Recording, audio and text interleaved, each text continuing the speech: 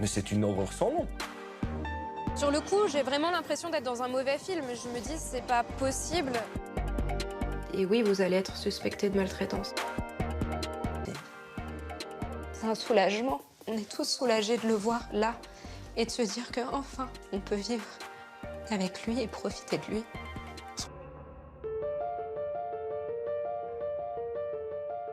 Melun, à 50 km, au sud de Paris. Est-ce que tu veux planter ou pas? Les tortues. C'est les plus grandes qu'il faut que tu plantes. Dès que la météo le permet, Emmeline et Owen, son fils de 6 ans, passent leur temps au jardin. Ils partagent la même passion pour la nature. On les plante ici, Owen? À cet endroit-là? Tu veux creuser, toi? Ouais. En plus, hein. Tu veux que j'enlève la pierre? Oui. Je me rends compte que chaque instant est vraiment précieux, en fait. C'est tous les instants qu'on partage ensemble, tous les petits moments en fait, du quotidien, chaque bisou, chaque je t'aime, chaque maman, en fait, c'est super important pour moi. Toute la terre, maman, ça fait les racines. C'est ça. Mais tu sais, là, regarde, il y a déjà des racines ici. Je lui dis tout le temps, on est une équipe, en fait. On travaille en équipe, on joue en équipe. On se dispute un peu en équipe aussi. Mais on est une équipe. Voilà. J'ai creusé un grand trou. Bon, génial, mon cœur. Mère et fils vivent une relation fusionnelle. Moi, je t'aime à combien? Infini. À l'infini. Et moi, 10 000. Et toi, 10 000? C'est tout. Ah ouais, même pas 1 million? 1 million, quand même. Ah, ok. 1 million, c'est infini. Non, c'est pas... Alors on s'aime pareil. Un amour décuplé par un terrible drame On y va? On rentre? qu'ils ont traversé il y a 6 ans. Tout commence à la fin de l'année 2016, quand Emmeline, 25 ans, agente administrative, tombe enceinte. Enfin, j'ai eu une belle grossesse quand même. On a fait plein de trucs, on a monté des falaises quand t'étais dans mon ventre. Et j'étais tellement grosse que je voyais même plus mes pieds. Tu te rends compte? Le ventre, Ouais. prenais toute la Je place. prenais tellement de place que du coup je voyais plus mes pieds. Comme ça, tu vois, voilà. Voilà, c'est pas mal. C'est ça. C'est ça la grossesse. Emmeline vit une grossesse parfaite. Et 9 mois plus tard, Owen est né le 18 octobre 2016 et c'est le jour de mes 25 ans. Donc il est né le jour de mon anniversaire. Ce qui est un signe en fait de devenir maman le jour de son propre anniversaire. C'est magique. Tu te souviens quand t'es venue à la maternité? Ah oui, oui, oui. Passer un cap, devenir mamie. Oui, puis j'avais hâte. la famille rentre à la maison et savoure cette nouvelle vie à 3. Jusqu'au 28 novembre 2016, où tout bascule. C'est ce soir-là du coup que tout a commencé, tu vois, sa cuisse, Oui. comment elle est gonflée. Mm. Owen venait de naître, il avait peut-être 10 jours. Quand je l'ai changé, j'ai vu que sa cuisse avait doublé de volume, elle tombait sur le côté. Je me dis, si ça se trouve, il y a un insecte qui l'a piqué, donc on commence à bouger sa jambe en fait, pour regarder s'il y a une piqûre. Et on trouve rien, donc le papa à Owen me dit, on va aller à l'hôpital pour comprendre, savoir ce qui se passe. Le couple est affolé. La jambe gauche d'Owen est extrêmement gonflée. À l'hôpital, les médecins lui font immédiatement passer des examens. Quand je vois à l'échographie qu'il y a un trait en fait qui barre sa cuisse, je comprends tout de suite que sa jambe est cassée et je me dis mais c'est pas possible. Enfin, il y a quelque chose qui va pas. C'est un enfant qui ne marche pas, qui a pas possibilité d'être tombé ou de s'être fait mal tout seul. Emmeline n'est pas la seule à se poser des questions. Les médecins, eux aussi, se demandent comment ce bébé de quelques jours à peine peut avoir une jambe cassée. Et ils ont une petite idée sur la question. Le médecin s'assoit sur la coudoir du siège. Il me fixe et il me dit oui, vous allez passer par des moments qui vont être extrêmement douloureux et compliqués. Et oui, vous allez être suspecté de maltraitance. À ce moment-là, c'est peut-être le début de la descente aux enfers. Je m'effondre, je me mets à pleurer, je pense que je vais vivre les pires instants de ma vie. C'est un séisme pour Emeline et son mari. Ils sont suspectés de maltraitance sur leur bébé. Et leur cauchemar ne fait que commencer. En tout cas. Mais quand on est accusé de terrorisme, la procédure judiciaire dure pendant plusieurs années et clamer son innocence ne suffit pas.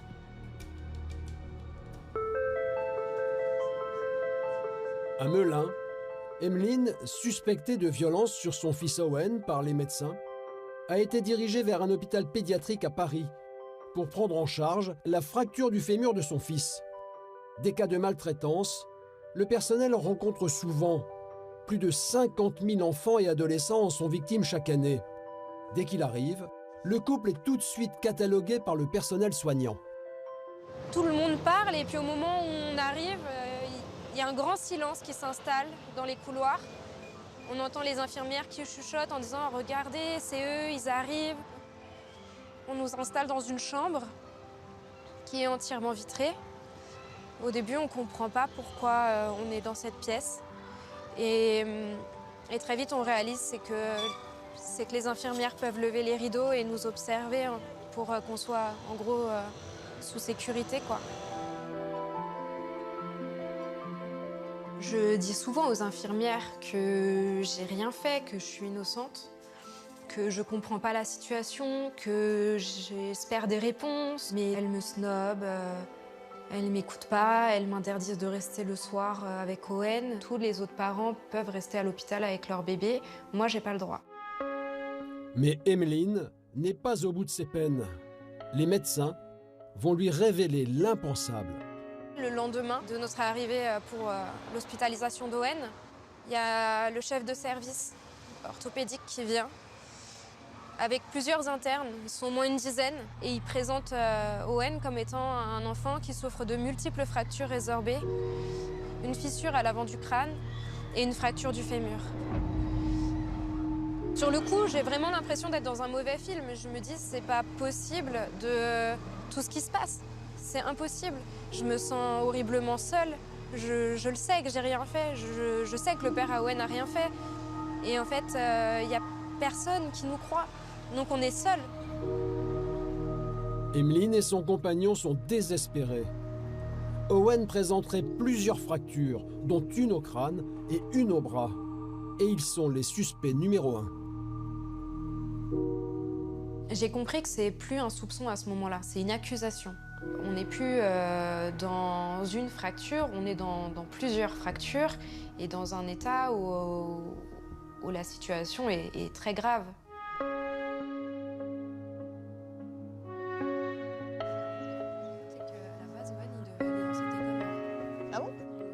Heureusement, Emeline peut compter sur le soutien de sa maman. J'étais sûre qu'il n'y avait aucun souci là-dessus. Emeline, un jour, m'a dit, on était sur le parvis de... Et tu m'as dit, maman, je te jure, je n'ai jamais fait de mal à mon bébé. Je t'ai dit, t'as pas besoin de me jurer, je le sais. Pour moi, c'était pas envisageable. C'était clair. Il fallait chercher ailleurs. Et c'est exactement ce que fait Emeline. Elle engage des recherches sur Internet pour trouver ce qui a pu occasionner les fractures de son fils. Je fais des recherches chaque soir et mon intime conviction à ce moment-là, c'est qu'il a une fragilité osseuse. Donc j'en parle à l'équipe médicale qui me rigole au nez en me disant « Non mais vous n'êtes pas médecin, Et la descente aux enfers ne fait que commencer. 4 jours après l'hospitalisation du bébé, Emeline et son mari sont convoqués à la gendarmerie. On se trouve du coup devant la brigade des mineurs de Melun. Quand on arrive à l'audition, en fait, on est chacun pris en charge par un brigadier différent. Et il me montre des images que j'ai pas envie de voir, d'enfants maltraités et autres. Il me montre une photo où il me dit vous pensez que cet enfant a la varicelle? Donc, je réponds pas, je regarde l'image, il me dit non, il a été brûlé aux cigarettes par ses parents. Et après, il me demande comment on vit, si on va bien, si notre couple est stable, si Et je lui dis que bah oui, on va bien, que tout se passe bien, qu'on est heureux, qu'on est des parents épanouis, qu'on prend nos marques. Et il me répond c'est trop beau pour être vrai, ça sonne pas vrai, quoi. Il me fait des mimétismes sur la fracture, il me fait la gestuelle, il me fait des trucs comme ça, il me dit vous cassez sa jambe comme ça ou vous la cassez comme ça. Je pense que j'ai vraiment été traumatisée par ce moment-là.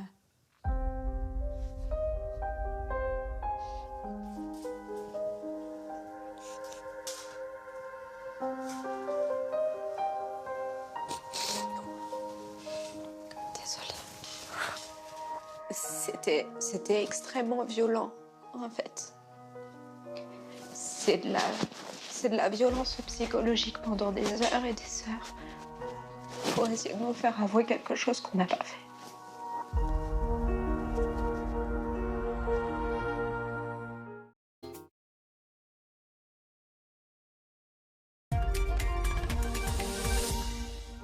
Le 8 décembre 2016, 10 jours après la découverte de la fracture, les services sociaux viennent chercher Owen à l'hôpital pour le placer dans une famille d'accueil. On s'est tous effondrés. Je suis tombée par terre, je me souviens, et je me suis mise à hurler. Ils sont tous sortis de leur bureau, en fait. Ils nous regardaient, ils étaient tous témoins de ça, en fait. Et après, il a disparu, mais on ne savait pas quand est-ce qu'on allait le revoir, si on allait le revoir un jour, quand, si on aurait de ses nouvelles. On ne savait rien, quoi. Je vais passer les 3 jours qui suivent couchée, sans manger, sans boire, sans parler, ou le peu que je parle, c'est pour demander qu'on me ramène Owen quelques secondes pour que je puisse le serrer dans mes bras. Mais c'est pas possible. Mon médecin traitant me prendra en urgence pour me mettre sous médicaments, sous calmant. Mais ça marche pas, j'arrive toujours pas à manger, j'arrive toujours pas à boire, j'arrive toujours pas à me lever. Et je reste là. Je me dis que de toute façon, mon corps lâche. Emeline est dévastée. Mais si elle veut récupérer son bébé, elle va devoir reprendre le dessus rapidement. Celle de l'Élysée, qui refusera de l'aider au nom de l'indépendance de la justice.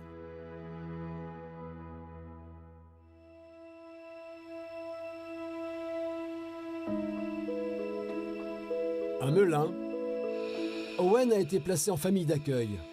Ses parents, soupçonnés de maltraitance, ne peuvent le voir que 2 heures par semaine. J'avais envie de lui préparer ses biberons, de me lever la nuit, de m'occuper de lui, d'avoir ces petits instants-là, le bain et toutes ces choses-là. Et en fait, j'avais rien de tout ça. Je suis juste confrontée à ce manque, en fait. J'ai aucune colère, je suis juste malheureuse, je suis juste anéantie, en fait. Owen, mon amour, coucou. On se voit très peu parce que c'est 1 heure porte à porte, donc ça fait très peu de temps avec un enfant dans la semaine. L'aide sociale à l'enfance me convoque et m'explique à ce moment-là que le lien entre moi et Owen est en train de se défaire et qu'Owen ne me reconnaît plus comme sa maman. C'est horrible, je m'énerve, je leur explique que non, quoi qu'il arrive, je serai toujours sa maman. Et que ça, de toute façon, j'accepterai jamais qu'il en soit autrement. Emeline ne sait pas comment se faire entendre. C'est un malheureux événement qui va lui en donner l'occasion. Un matin, quand elle récupère Owen chez la famille d'accueil, elle constate qu'il y a un problème. Oh bah dis donc, c'est un petit garçon pas content, hein. Il a été laissé par sa famille d'accueil dans son urine et le plâtre a cédé sous le poids en fait des excréments et de l'urine. Il a la peau qui est brûlée et il faut absolument qu'il soit pris en charge pour refaire un plâtre propre et qui maintienne la fracture. Emeline choisit un autre hôpital que celui qui a effectué le signalement. Elle décide d'amener son fils à Necker, spécialisé dans la prise en charge des enfants malades. et elle leur raconte son histoire. Voyant ma détresse, l'infirmier ce jour-là va appeler son chef de service et va lui demander de venir à ma rencontre. Quand son chef de service vient, il me dit on va trouver de quoi souffre votre petit garçon et on va faire tout ce qu'on peut pour comprendre. Sur le coup, je suis rassurée. Je suis rassurée parce que ça fait du bien d'entendre que quelqu'un se soucie enfin de la santé d'Owen et qui veut l'aider, en fait, réellement, et prendre soin de lui. Mais cette lueur d'espoir ne va pas durer. Les semaines passent, sans aucune nouvelle des médecins. Emeline est à bout. En 1 mois et demi, elle a perdu 20 kilos. Elle a l'impression de vivre un cauchemar dont elle veut aujourd'hui faire un livre. Salut Gonzague. Hey. Ça va? Ça va? Chaque semaine, elle rencontre Gonzague, un écrivain qui l'aide à raconter son histoire. Aujourd'hui, ils attaquent l'un des chapitres les plus difficiles. Alors, où est-ce qu'on en est? Toujours sous le choc, Emeline doit raconter le jour où, poussé à bout par les accusations, le père d'Owen fait une tentative de suicide. Il m'a dit qu'il voulait plus vivre comme ça. Et en fait, il me parle pas, il est vraiment... il s'est isolé, tu vois. Et quand je tourne la tête vers notre lit, je vois que toutes nos boîtes de médicaments, donc d'antidépresseurs et de calmants, sont vides en fait. Son mari est emmené à l'hôpital de toute urgence. J'en veux à ce moment-là à la justice et aux médecins parce que je pense qu'ils n'ont pas conscience à quel point ils ont détruit notre vie. Ils ont tout détruit, ils ont tout pris et ils ont tout balayé. On n'a plus de travail parce qu'on ne peut plus travailler. Il faut qu'on fasse des choix entre travailler et voir notre fils. Il faut qu'on fasse des choix entre survivre ou pas. Heureusement, le père d'Owen s'en sort. Mais Emeline a peur qu'il récidive. Ne sachant plus à qui s'adresser, elle appelle le médecin de l'hôpital Necker qui lui a promis de s'occuper du dossier de son fils. J'expliquais clairement que s'il arrivait malheur au père à Owen, ils auraient sa mort sur la conscience en fait. Et la généticienne comprend l'urgence de la situation. Et elle nous propose du coup ce rendez-vous le lendemain. Enfin, Emeline a l'impression d'être entendue. La généticienne va effectuer des recherches, va s'intéresser au dossier et va découvrir qu'Owen souffre d'un problème osseux. Et elle m'explique qu'il s'agit d'une carence en vitamine D. C'est une carence fétale, donc c'est effectivement moi qui lui ai transmis. Je n'étais pas du tout au courant que je souffrais d'un manque de vitamine D. Ça peut causer des fragilités au niveau osseux parce que ces os ne sont plus aussi solides que ceux d'un autre enfant. Après 3 mois, un médecin vient enfin de poser un diagnostic sur le cas d'Owen et de ses fractures. Une carence grave en vitamine D. Un cas très rare qui concerne un enfant sur 100 000. Quelques semaines plus tard, la généticienne rend officiellement ses conclusions. Et elles sont très claires. Il faut probablement considérer cet enfant comme ayant une fragilité osseuse. C'est cette fragilité osseuse qui a conduit le premier hôpital à déclarer plusieurs fractures et à poser un diagnostic erroné. Ce document est peut-être le salut d'Emeline. Grâce à lui, elle va tenter de convaincre la juge de lui rendre son bébé.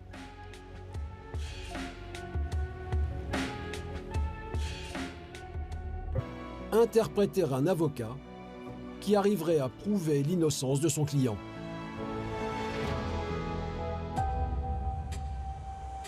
À Melun, Emeline n'oubliera jamais le 23 février 2017. Ce jour-là, elle est entendue par la juge. Va-t-elle l'accuser encore de maltraitance ou lui rendre son fils Owen? Pendant le procès, la juge appelle le procureur, elle échange longuement avec lui. Et elle raccroche le téléphone et elle nous dit Owen rentre à la maison immédiatement, c'est terminé, on ne viendra plus jamais vous le prendre. Elle est désolée, elle nous explique qu'elle a dû faire ça par mesure de précaution et qu'elle a conscience qu'on l'a vécu comme une véritable injustice.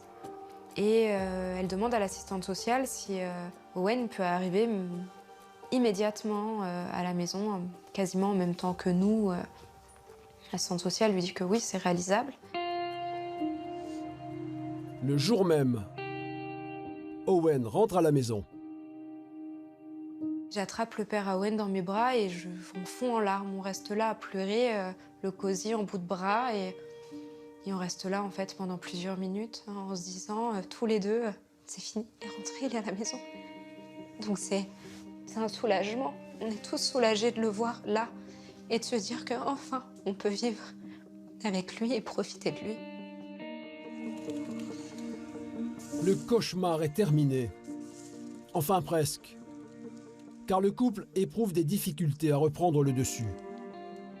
Quelque part, on est quand même bafoué, on est quand même abîmé de ce qui nous est arrivé durant des mois. On est passé dans un rouleau compresseur, dans une machination. On peut essayer de vivre, de positiver, d'être heureux, de se construire. Mais on ne peut pas oublier. Pour se reconstruire, Emeline décide d'adhérer à l'association Adikia, qui vient en aide aux parents accusés à tort de maltraitance, comme Cassandra. Salut. Ah, salut, ça va? Oui. Tu vas bien? Ouais, t'as fait bon trajet? Ouais, et toi? Ça va. L'association, ça a été une réelle thérapie parce qu'à l'époque, j'étais très isolée quand Owen a été placé et j'en ai énormément souffert. Et ça m'aide au quotidien pour aller de l'avant. Le fils de Cassandra a été placé à 2 reprises dans une famille d'accueil, suite à la découverte d'une vingtaine de fractures. La juge des enfants, elle prononce un placement pour 6 mois et nous, on fait appel. Et je me dis, mon fils, c'est une cause médicale, c'est un problème médical, c'est pas normal. Oui, parce que toi, tu sais que t'as rien fait. Des familles comme Cassandra, l'association en a aidé près de 1200 depuis sa création et a obtenu une quarantaine d'acquittements. Mais voilà, cet investissement bénévole a un prix dans la vie d'Emeline.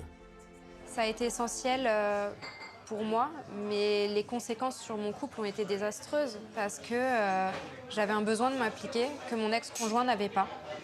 Lui voulait reprendre une vie normale, comme si rien n'était arrivé, et moi j'en étais incapable. Il fallait que je déconstruise le drame pour reconstruire quelque chose de beau, en fait, en faire quelque chose de beau et d'utile. Et c'était quelque chose qu'il ne comprenait pas. Quelques mois plus tard, le couple, fragilisé, se sépare. 1, 2, 3. Aujourd'hui, 6 ans plus tard, Emeline a refait sa vie aux côtés de David, un ancien collègue de travail. Encore? Ça va te faire mal après, ouais. Je me rends compte du chemin que j'ai parcouru parce que après l'affaire d'Owen, c'est vrai que j'avais plus rien. J'ai tout qui a été vraiment balayé. Et ça prend du temps de tout reconstruire. Donc je suis contente, je suis fière de ça et je suis fière de la vie que j'ai actuellement parce que je réalise la chance que j'ai d'avoir réussi à tout reconstruire. Ils habitent ensemble avec Owen et font des projets d'avenir. Une petite fille, on aimerait bien. C'est le souhait à tous les deux. Elle en a marre de jouer aux voitures. C'est comment le câlin de famille? C'est pas comme ça le câlin de famille. Depuis 2 ans, Emeline a engagé une procédure contre l'hôpital qui a fait un signalement pour mauvais traitement. Tu veux faire la course? Elle souhaite que l'erreur soit reconnue pour définitivement tourner la page. Vas-y. Hein? Vas-y, le premier arrivé sur le banc, ouais.